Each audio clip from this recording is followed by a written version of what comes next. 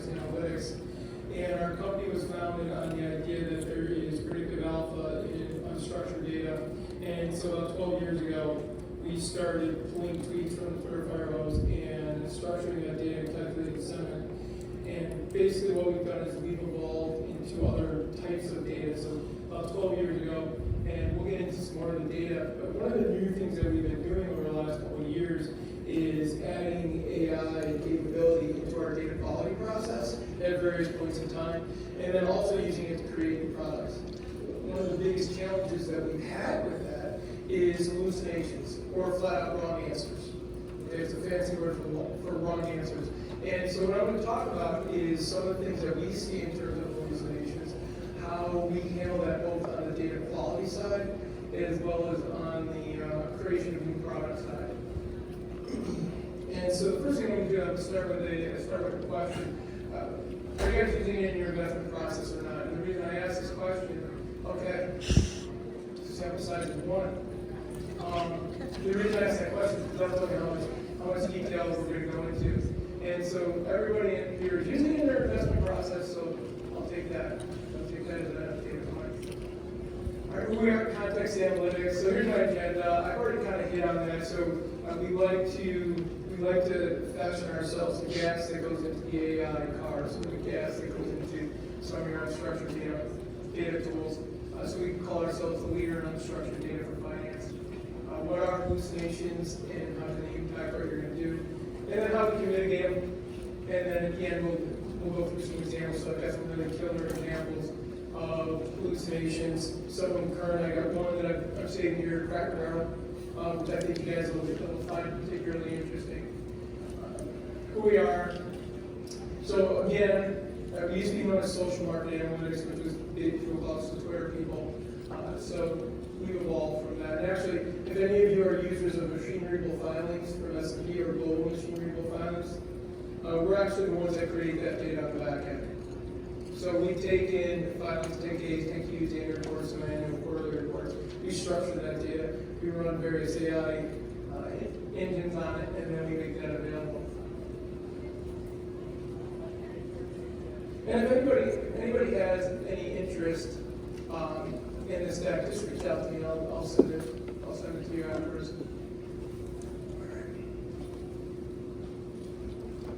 Can you guys, let's go ahead and do this poll. I'm just curious.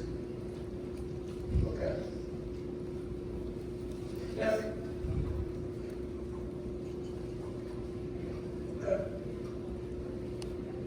at the same time, and I'll only spend a second on this, but at the same time, we hit this in a panel. Implementing an AI engine is not faster than a traditional rule-based system. And the reason for that is pretty simple. There's a lot more iteration that's involved in using an AI engine in your investment process and making sure that the answers are appropriate. At the same time, once it's in there, absolutely. We can, for example, and we'll look at this, for example, using AI when we're pulling out a financial report. So identifying text is pretty easy, but identifying tables and pictures and differentiating different inputs to those sometimes can be challenging, and AI is particularly good at that. A hallucination definition, it's a phenomenon where the large language model doesn't have the training set that it needs, it doesn't have the information that it needs, so it just flat out gives you a wrong answer. And that happens all the time, and sometimes it's a little bit crazy. I'll show you some examples of that. That's what it is. Why does it happen? Because large language models, and traditional large language models, what they're trying to do is they're trying to guess the next word. That's what they're trying to do. And if you guys go back to when we were in high school taking the ACT and the SAT penalized you for wrong answers. The ACT didn't. So a large language model is the ACT of tests, whereas the SAT, and new models are doing that. They're starting to penalize for wrong answers. It's guessing at what the answer is, and if it doesn't have the training set that it needs, it's going to give you a wrong answer. Let me give you an example. I'm hanging out with a friend that likes to finish my sentences, and I'm going to say, hey, this weekend I went to and he goes, movies? No, actually I went to the dentist. Now, maybe he wouldn't know that. So the idea is, so that was a hallucination. You got the wrong answer. he thought I went to the movies. Now, maybe if I had a conversation earlier, I said, boy, my tooth hurts, or gosh, my teeth are looking terrible, that would have been information that he could have used to give me a better answer. So it's this training set, hallucination is the wrong answer, and why it's dependent on a number of different variables, but which is really challenging for the investment process. It tries to guess the next word. Okay. Now, I know I'm supposed to do questions at the end, but are there any questions right off the bat? I'm happy to take them on the fly if you want. Give me one. Thanks. Yeah, I understand that one of the features of LLMs is you can train it on brilliant data, but they still have the ability to produce an incorrect result. Correct. Even with excellent data. Not the ability, the propensity. Not the propensity, right. Yeah, and so we're gonna talk about that, because you're absolutely right. There are a lot of things that you can do to minimize that. And this is actually my favorite slide. We used AI to create the actual visual. So this is how we as a company will try and minimize some hallucinations. So we get a hallucination on the left, right? Define the role and scope. So the question was, hey, that can happen a lot, but you can get a hallucination. Defining the scope. So what we'll do is we'll set our large language model to answer the question as if it's a financial analyst. So that's a specific perspective that we're giving and say, look at it from this world. Now that's completely different. If I would have left that variable blank, it could have answered it from social media influencer, or maybe just the person that has the biggest following in a particular data set. So the first is we define the role and scope. Boom, done. We're financial analysts, we're creating data for finance. Second, anchor the content. So what we do is, and I'm going to look specifically at Twitter right now. So if we're going to say, I want you to summarize the conversation on Twitter over the last 24 hours, right? We were talking earlier about garbage in, garbage out, and Twitter is the definition of garbage in, garbage out. However, what we do is we do a lot of pre-filtering on that data for relevant accounts, people that are influential, the conversation that people are having, different things like that. So that set that we put in to large language model is finally it's clean, it's talking specifically about things we're interested in, earnings, and different types of topics. And then we say, use only this data set. Ignore all the training that you have. Ignore everything else other than the fact that you're a financial analyst, and run the summary. So what we're seeing here is one, we give it the data set. Don't go outside of this data set, because what will happen if you go outside of this data set, you'll see the large language model. So if I want to summarize the conversation on Tesla over the last 24 hours, if you don't limit it to this data set, it's going to go in and talk political stuff about Elon Musk. It's going to go in and talk about someone's crash on their Tesla car, things like that. So say, start here, end here, use this data set. Ignore your other training.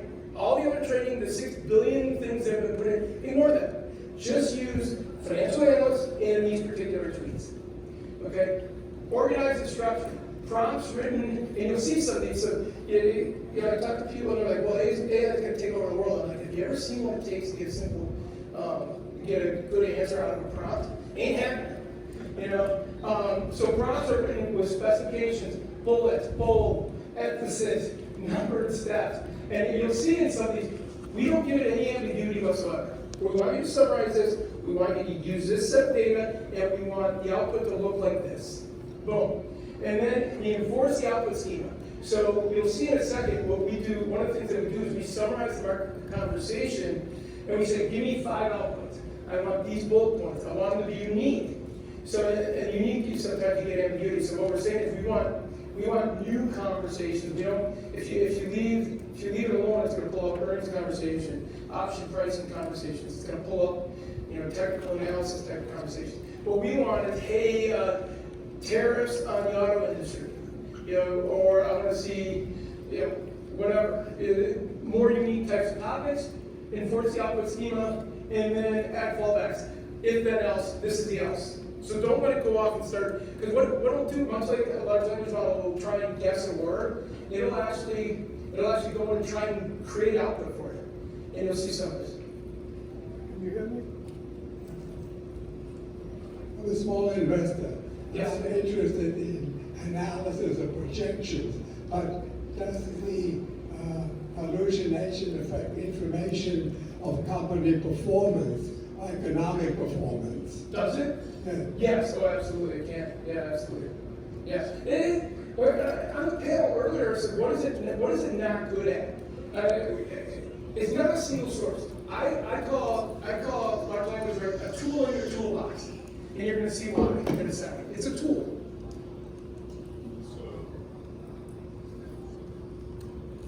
And I promise I won't curse. Is there a clock so I don't go over this stuff? Okay, all right, I just want to take anybody else's time. The comment that you made about AI not taking over the world, Yeah.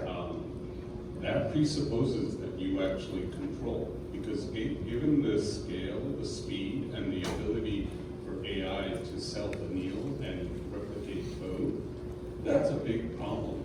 And you are not actually in control. Yeah. And I'm not arguing about No, I Spanish understand. right now. I'm just saying as a matter of principle, there is no control. And it can actually look at what Opus 4 did in blackmailing developers. Look at every single activity that you have currently. Out of 17 major LLMs, you have 4 that have backdoors. Yeah. You have 5 that have actually demonstrated malicious intent and activities. So I would just argue that without the government, We're a long way from hell. We're a long way from hell. You guys know who hell is? Yeah, we're a long way from hell. And so we try to control for that. But gosh, I see so many, and you're gonna see I see so many times, yeah, malicious intent. Okay, but let me tell you, I see so many stupid answers that come out of this, and we control for a lot of variables. And I'm a big believer in AI, so take a lot of stupid answers. I just think we are a long way from hell. And what you're describing is hell, and we're a long way from that. It's possible that someday we get there, and I'm probably going to be the first one that it assassinates because I said that. But I'm not worried about it. All right. So this is. I'm only showing this because we're going to look at the code that actually generates this. And basically what we're doing here, if you go to our website, you'll see, basically what we're doing is this is specifically in Twitter, we're summarizing the general conversation on Twitter every 15 minutes, okay? And the idea is, hey, let's bring something interesting for people to talk about. So these are topics that our large language model generates, and I'll show you the code. This is the only reason I'm showing you this is because I want to show you the code for it. All right, this is a big slide, but it's doing 2 things. And I'm blind, so I'm going to stand here for a second. All right, on the left, the small blue box is this is what people think you can put into a large language model and get an accurate result. On the right, the big blue box is what the actual code is that's generating that prior slide. Okay, so that's the actual code that we're doing. And so the bad question, generate a report on the top trending financial stories on Twitter. In the sample, structure the report as top of the world general topics, and within each topic, identify stocks most mentioned to that topic. Boom. Okay, what's wrong with this one? It's too vague. Trending stories, as I mentioned, if you just leave that alone, it's going to pull out all companies reporting earnings, it's going to pull out people talking about options, and it's going to pull out technical analysis. Too vague. No grounding. Top trending topics that are going to be general overall. It'll pull out, it certainly would have pulled out Charlie Kirk discussion. It just really, you've got to ground it in what it's supposed to pull out. Broad scope, financial chatter, picks of routine noise, earnings, unclear structure. The output that you want. What is the output that you want? Because if I'm saying pull out general topics, and you don't restrict that, you're going to have 20 different topics. And it's just going to be like much garbage. And then ambiguous references. So that's how on the left. This is what it actually takes to get those results. So you can see analyze the following sample, and I'm not going to read the whole thing. Generate a structured report on the top trending macro level financial stories impacting specific stocks. Follow these instructions precisely. General topic titles. Ensure, this is the cool stuff. Look at this. You can read this, and it's instructions that actually computer. This is really cool stuff. Generic and descriptive of the trend without including any company names. We want unique topics. We want emerging topics, novelty, group by finance, shared topics only, and then exclude common topics. So this is the actual code, and you can see that we have 5 different 5 different individual outputs, and then on the bottom is a summary. No, we don't want any overlapping tickers. And even, you know, what's funny is even putting that instruction in occasionally you do see overlapping tickers. So, all right. Now let's look at the output. 5 minutes, holy cow. Okay. All right, so this, I love this slide, and then I'm going to skip. So left is the output from the first question, and the right is the output from the second one. And hallucination. NVIDIA is not buying SC Pharmaceuticals, and so you see that red box.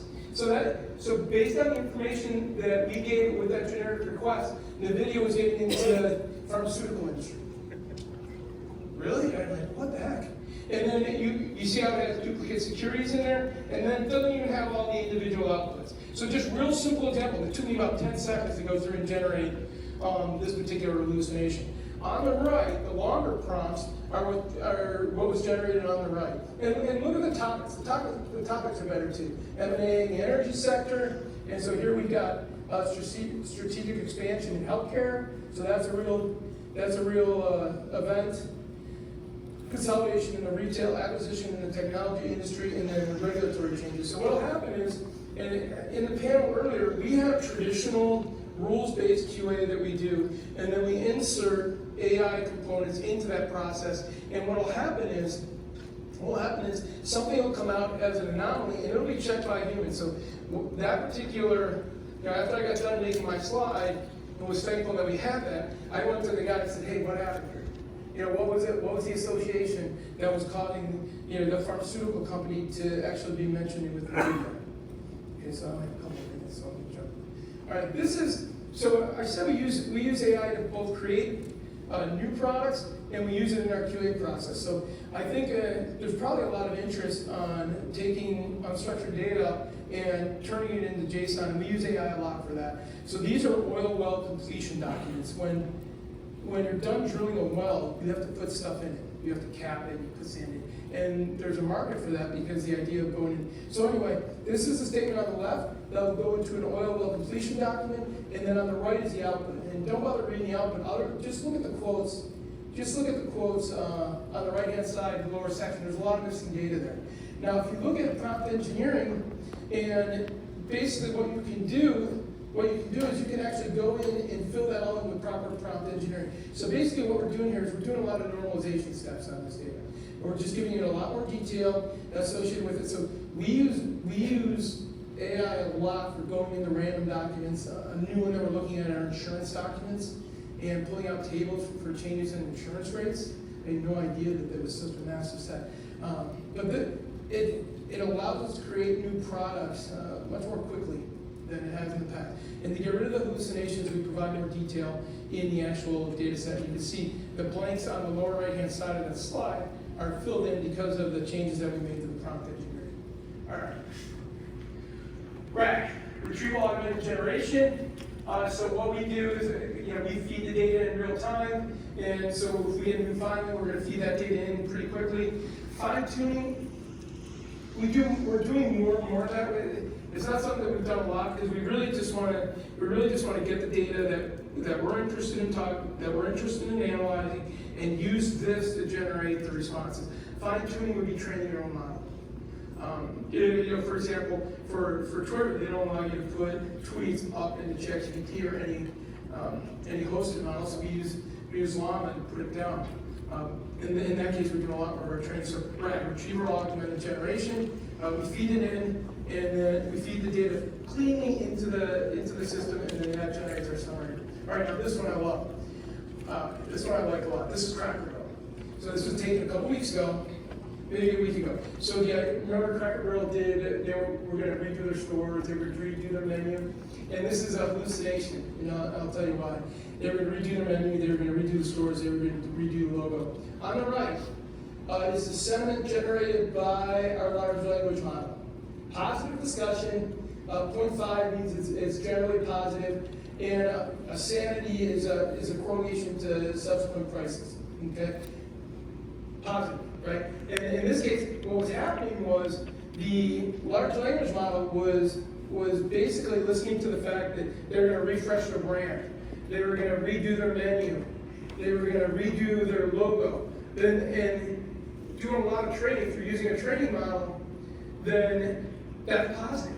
However, our traditional 12-year-old natural language processing, multi-pass phrase evaluation approach said the current conversation is 4.249 standard deviations more negative than normal.